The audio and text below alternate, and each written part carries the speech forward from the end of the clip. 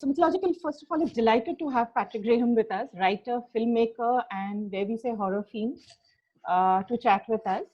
Coming up next is Qissa Kahani with Patrick, who will take us through his journey with folklore and mythology in making his two popular shows, Ghoul and Betaal. So what we are going to talk to Patrick about today is what makes him go back to those stories so many years after they were first told. Come join us. Hi, Patrick. Hello. Welcome to Mythological. Thank you. And it's really good to have you with us as we explore this, this world which has fascinated all of us. And I think in our conversations with you, we were delighted to know that it fascinates you too. And so we're going into, we'll be looking at mythological and folk traditions from around the world. And that's why we have you with us here today. So first of all, congratulations with 2 serials in the horror genre hitting the right spots on Netflix. And, I think we should all hold a toast for all those dark powers that live in our midst. Yes. It's a joy to have them with us. So if you could start with what draws you to them in the first place, what are these beings that lurk in the shadows? Mm-hmm. Why do you pick them? Well, I suppose I'm always drawn towards the kind of more mysterious, the more, out of sight of our normal experience. I'm also kind of addicted to history and reading about history. So the kind of two tend to merge, don't they? Because you can find the bases of various different culture, in a country like India that's derived from a lot of this old mythology. And the other thing is, between the countries around the world, like England and India, of course, there's a kind of give and take and a mixture of different mythologies. And you kind of, like, for example, in England, we've taken a few bits of Arabic mythology, like with the ghoul, it's a whole word in English comes from the ghoul. So it's like everybody's feeding off each other and taking bits and pieces, and you find kind of narrative through lines that run between different cultures. So it's an incredibly interesting melange of stories, and so I find it all very fascinating. And of course, like I want to find cool and interesting monsters, and if you go back hundreds of years, you find all these thousands of weird and wonderful creatures that haven't been explored in popular fiction. I mean, in general, modern horror relies on a very small set of creatures that it uses again and again and again. So it's kind of fun to see what else there is out there, to draw from. Did you stumble on them early on, or as a kid, or did you come to them later on? Well, I mean, as a kid, living in England, it's kind of the stuff that we're familiar with Western horror and genre, isn't it? It's like vampires and werewolves, Dracula, and, Dr. Jekyll and Mr. Hyde, and so it's got, I suppose, mythologically in England, you've got, say, I don't know.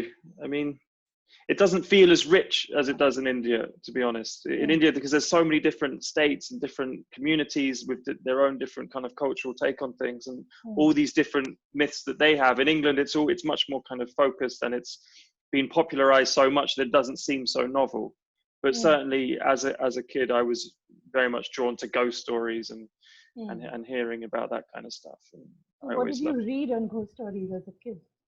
Oh, I mean, I remember stuff like Turn of the Screw, the Henry James novel, which really freaked me out. And they've just kind of adapted it with the Haunting of Bly Manor on Netflix.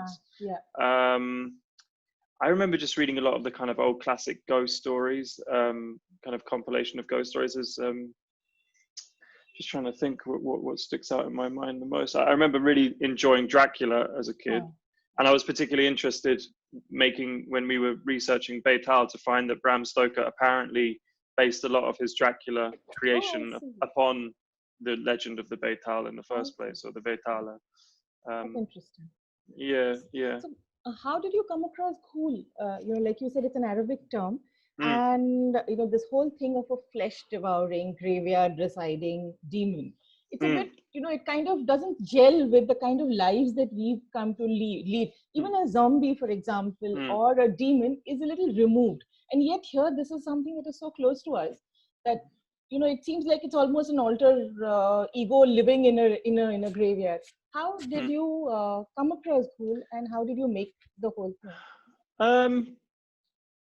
Well, so I started with one idea, which was basically in this prison, this horrible detention center, a prisoner comes in who's more terrifying than the guards and even the inmates, right? Something that's so terrifying that the whole focus of people's fear in the building is no longer on each other, but actually this one prisoner.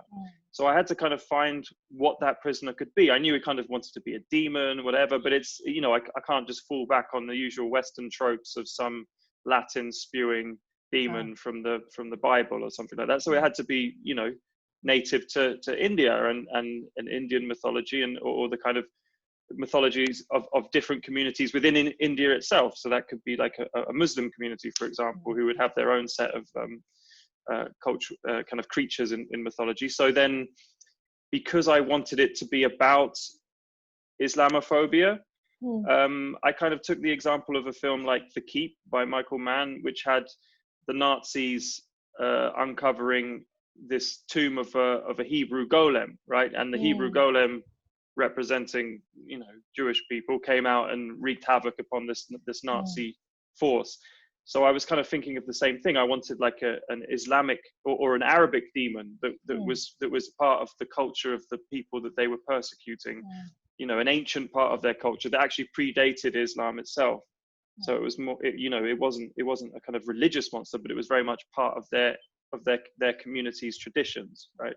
So then we looked at, like, I looked at jinns, and then within the sphere of jinns, there's so many different offshoots and different descriptions. And then I saw the ghoul, Ghul or Gul, depending on where you look. And its characteristics suit what I needed for my story, just like perfectly, right? Because it was a flesh eater that could assume the role of assume the appearance of the last person it bit, right? So that was great. Then I was like, wow, this is like, you know, this is like The Thing, or it's like The Invasion of the Body Snatchers. You've got that element of paranoia, but you've also got the physical aspect that this thing is out to eat your flesh. So it fit perfectly. Then the idea of the ghoul being able to kind of read your guilt and play games with you, that was kind of from the idea that jinns could read your mind, could toy with human beings and you know, kind of play with them. So that was just an interesting dimension with which to add to the monster, because obviously the whole point of the story is kind of highlighting the people, you know, these torturers and their kind of their immorality and making them realize how immoral they are before they get eaten. So that I felt like the different facets of the ghoul creature really fit with the story. Obviously I made up a little bit. Yeah, obviously. No, it's fascinating to see these kind of threads, you know, like you just said, there's ghoul and there's this demons and this whole, and the psychic or the psychological layering that comes in. It's quite fascinating to see that, you know. So when you do Ghoul or when you did Betaal, you know, it kind of, did it resonate, or did you kind of draw upon earlier movies that you had watched or books that you've read? You know, if you could just take us through how you kind of layered your movies with that. Yeah. Well, yes, in many regards, like, you know, as it was one of my first major projects, I wanted to kind of pay homage to my favorite directors and my favorite stories, and wanted to do my own take of stories that I love. For example, The Thing by John Carpenter, which is about a small group of people in an isolated location, and there's a creature that is taking the form of their colleagues, and you can't figure out who it is until the last minute, when suddenly it pounces on you and eats you. So you know, that's one of my favorite films. So I just thought, if you rehouse a similar genre story into a different setting for an Indian audience who may not be so familiar with it, then that's a great idea for a horror. But also, I feel like, yes, I reference a lot of John Carpenter films, because John Carpenter's great at making those claustrophobic one location thrillers where you're kind of under siege, basically, and there's a small group of people who are talking together very seriously about their situation. So I talk a lot of kind of John Carpenter. He was the main source of I suppose, inspiration. The Thing, Assault on Precinct 13, these kind of films. So yeah, but I like to think that we took examples from filmmakers that we liked, and we kind of made something that was uniquely our own, which I think we kind of managed to do. Yeah. So that's what's fascinating, because these characters and these stories were actually written in a very different time for a very different audience, and yet you can find parallels that link them with the modern.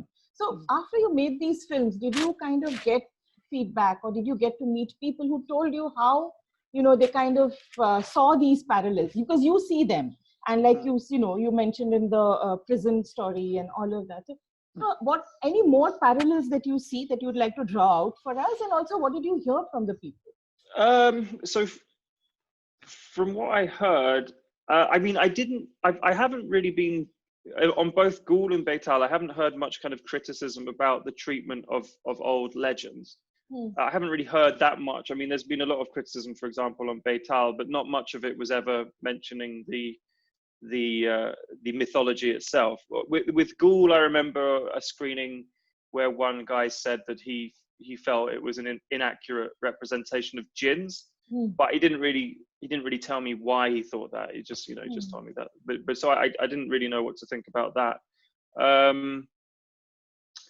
I like the idea of kind of doing modern takes on old mythology. I'm just trying to think of a good example of Under the Shadow, that Iranian horror film that does a very good updating of the jinn myth, and it's a very effective film, and it's very much an ancient ghost story plastered over a very modern setting, and it works really, really well. In fact, recently on Netflix, there's a film I think called Our House, which is about African immigrants that come to the UK and are haunted by their own mythological demon, which works really nicely, again, because it's a completely fresh and different monster. I think with Betaal, again, I didn't hear any really specific criticism about the treatment of the legend, but I imagine that there were some people who felt it was a bit of a kind of bastardization of different ideas. With Betaal, I was just looking at, I mean, there seems to be there's two major portrayals of the Betaal or the Betaal, and it seems like there's the deity, and then there's also the more modern representation in the name of the book I can never pronounce. Yeah, that's right.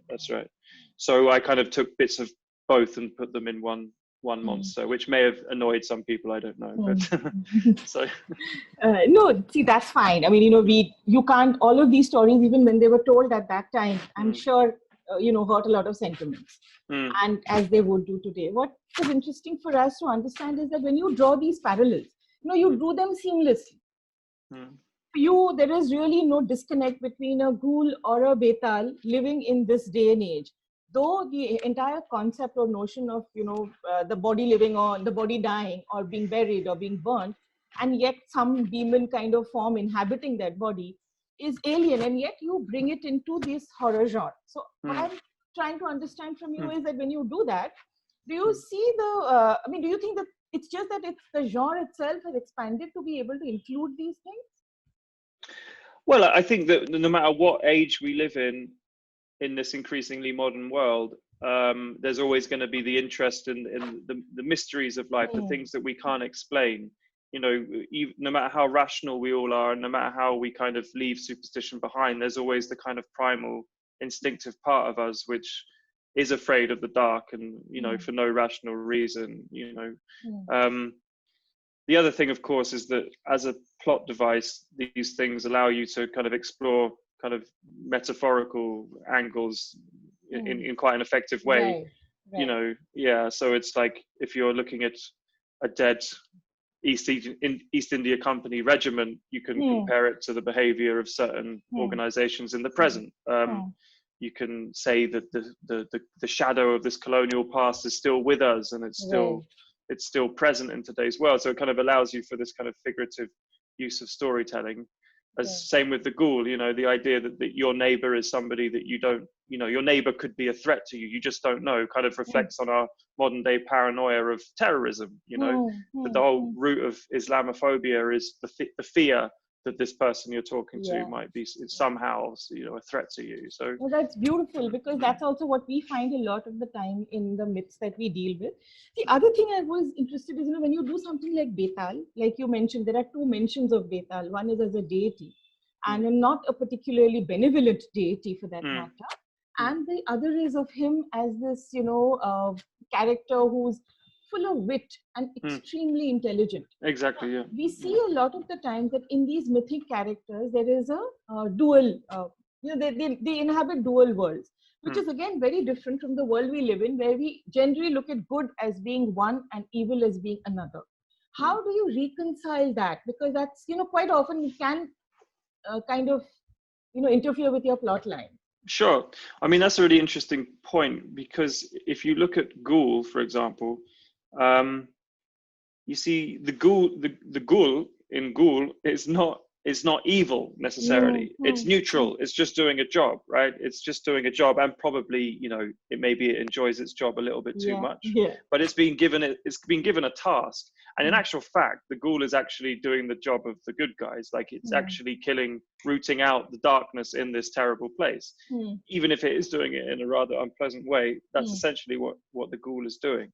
So yes, on the one, and that's the interesting thing about jinns, is that they have this kind of idea of free will, and they can pretty much go either way. You can have an evil jinn, but you can have a good jinn, or you can have a jinn that's being asked to do something for somebody and can subvert and twist its commands for its own ends, or just to have fun. So the idea of so that's what I feel like the Ghoul is quite interesting, because it's not evil. It's just it's doing a job, and it's actually fighting for good, and that's something that the main character Nida realizes at the end, and she actually ends up pretty much finishing the Ghoul's task for it.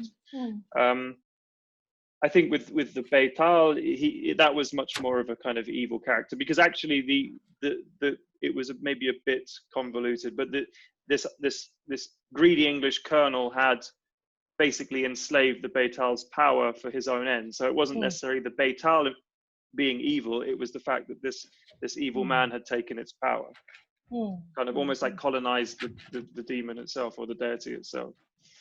And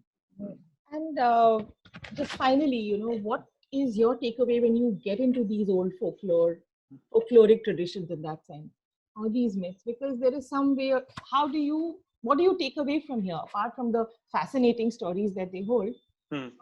You mentioned a bit about how the metaphoric meaning often is there.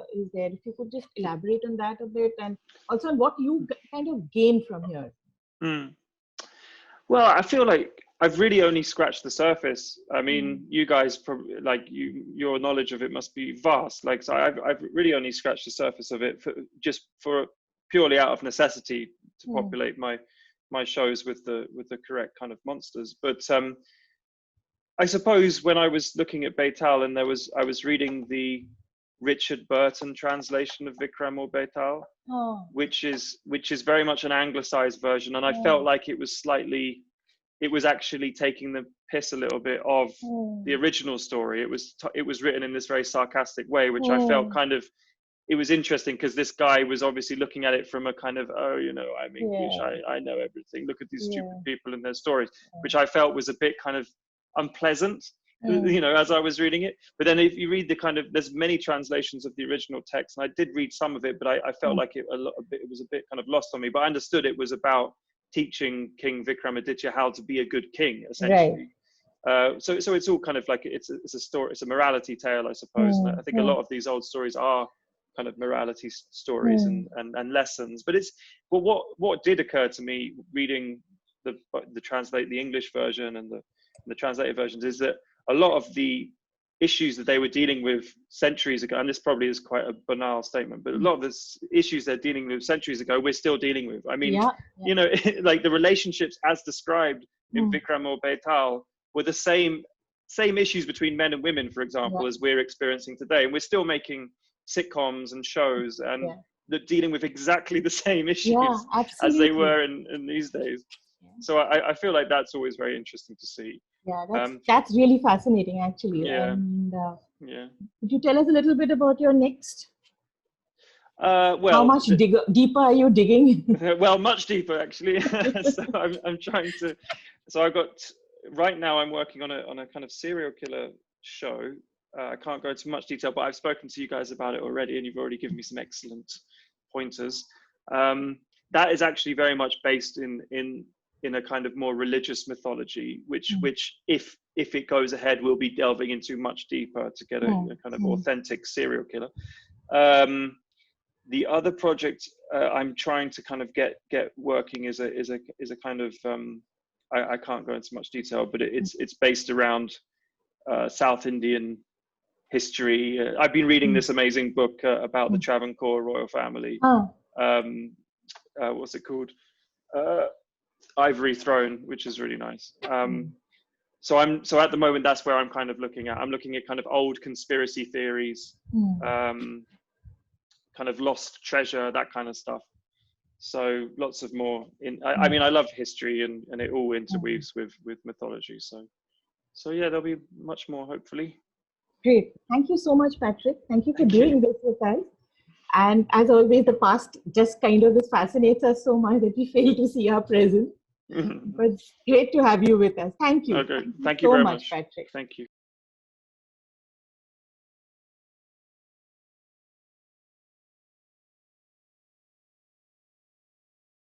Hi, Patrick. Hello. Hi there. It's been a great session. We've had lots of questions. Great. A lot of people sending us all kinds of, queries. I'm going to start with one I found really interesting. This has been asked by one of the partners who's working with us on this festival, called Breakfast at Cinema. They're saying that in the more traditional horror stories, the ghost or the monster is most often a manifestation of guilt or regret. What, according to you, are some examples where the ghost or the monster is just pure evil and exists just to wreak havoc on unsuspecting people? That's part one. And there's a part two. Is there any benevolent ghost or monster that you can think of? That's a really interesting question. Yeah, I suppose when you're making a horror story, it's a good opportunity to kind of bring out the inner darkest secrets of your character. But if it's like something where the ghost is pure evil and they're just trying to wreak havoc, I can think of films, for example, the Insidious franchise, where it's just a kind of evil demon that's kind of it's trying to possess that child, and it's these kind of malevolent spirits that are kind of bleeding from this parallel dimension into the realm of the living, and they're just there to kind of cause harm.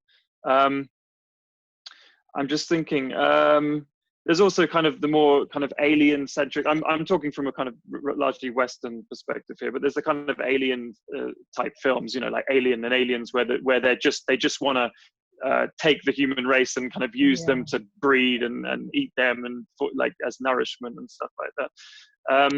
And then as far as kind of benevolent spirits goes, I suppose there's a tradition, isn't there, in ghosts and haunted house stories of in fact, when the protagonist realizes that the ghost is actually trying to warn them, and all along, the ghost has actually been trying to help them, if only the protagonist had kind of stopped and listened for a little bit. And I mean, it's hard to think of stuff off the top of my head, but there's films like What Lies Beneath with Harrison Ford and Michelle Pfeiffer, where Michelle Pfeiffer's being haunted by this spirit, but all along that spirit's actually a victim of her psychotic husband. Sorry, spoilers. So it's actually trying to warn her against her husband, and she only finds that out at the last minute. There's also kind of older stories like Frankenstein, where Frankenstein's monster actually helps that family, but when it helps a blind man, actually, isn't it? And then when the blind man actually finds out, the blind man's family finds out what monster's been helping their family, they turn on him because he looks so monstrous. So I don't know, those are kind of certain things that kind of that's really interesting also, because in myth and in folklore we find a lot of monsters, the creation of a monster is often not good or evil, it's what the creator does with it, and that's what gives them that kind of evil agency in that sense. Right, and I suppose when it comes to stuff like jinns and stuff like that, stuff that you would summon, often a jinn, the whole point is it has free will, and it can do good and it can do bad. Some are good, some are bad, and it also depends on the summoner. So exactly. Whether the summoner's wishes are subverted. If the summoner's doing it for kind of nefarious reasons, does that creature then kind of subvert that the summoner's wishes, I suppose. In fact, like Frankenstein that you mentioned, we have the Gollum, or is it Golem or Gollum, Jewish monster. Yeah. You know, Yeah. so it kind Gollum, sorry, not Gollum. Yeah. Gollum is Lord of the Rings. Gollum, again, a very similar kind of, you know, behavior, identity, all of that. That's for another next year. We shall discuss all of that again. Yeah, because the Golem is created, isn't it? It's created out of clay. Exactly. So there's another question, which is, what are some of the key things one should keep in mind while creating a story with a non-indigenous horror element set in a different time or place? That's quite I don't know, that's quite a specific question. I suppose there are no rules really, but I mean, in reference to something like Betaal, what I was trying to do was suggest that the British colonial evil forces had actually appropriated Indian mythology. They'd stolen Indian mythology. Not only had they stolen the land and the resources, but they're actually stealing India's mythology by enslaving this kind of power of the Betaal that the evil colonel takes. So I suppose by blending this kind of foreign Western element into Indian folklore, I was trying to kind of suggest that these voracious Britishers had even stolen the mythological powers of the country. And then, of course, setting it in present day was just an attempt to compare the colonial Britishers of the past with the kind of avaricious corporates of the present. You know. That's true. And there's another one. Wait, just a minute. I'm repeating this one. Someone asked, why India, Patrick? Why did you choose to focus here and focus on all of these kind of folkloric, live here, as you know, you do for a large part of the year, and also focus on the stories from this region? Well, I mean, if I could, I mean, I don't want to mess up this camera angle, but if I could just turn the computer to show the rubbish weather outside the window right now, then you might understand why India and not England. The weather's bad, it's cold, it's always raining, and the food isn't very good. And so I'm basically, at the time when I moved to India, I was actually just kind of looking for work. And in London, it was very, very hard to get into the industry. Whereas in India, I knew people who could maybe help me get into the industry in India. So that's why I came there to kind of pursue my passion, which was to make films wherever. I don't mind where I am. I just want to make stuff. And as far as exploring Indian folklore goes, I mean, that's just really out of necessity, because we've got to find good, spooky, horror, fantastical stories to tell. And of course, you want to delve into the country's own mythology and local folklore, because you know, we've seen the Western tropes again and again and again and again, right. and it would be nice to kind of bring out some more interesting Indian folklore and mythology onto the screens. That's what I've been kind of trying to do. Yeah, right. There's one more which actually leads on from what you're saying now, is that would you look at other cultures too? Are you planning to, or do you is that in your timeline? Do you look at other folklore, from different cultures? Yeah, of course I would. If India gets tired of me, then I might have to look at some other cultures to try and appropriate. Probably, you know, I went to Japan recently, and I found that country absolutely just, I don't know, enchanting in many ways. I mean, what I do feel like is that we've seen the Western mythology, European mythology. We've seen it just done to death, and I suppose the South Korean and Japan have quite a backlog of their own mythological tales, so that, you know, we've seen a lot of that as well. So I mean, of course, there might be some, you know, interesting territories in Africa, for example, that might have their own horror stories to tell. And in fact, there was an interesting Netflix horror film recently. I think it was called My House or something like that, which took African refugees in London having to kind of start again in London, and there was a very interesting kind of African demon. I can't remember where in Africa they were from, but it was very kind of interesting African demon, which I thought was really refreshing and novel. I hadn't seen it before. Interesting. We look forward to that, Patrick. And really good to have you with us. I'm sorry, we'll have to stop now because we have our final event. Thanks a Okay. lot, Patrick. Thank you, Thank you. everyone who's asked us these questions. And thank you for being with us for the last 2 days.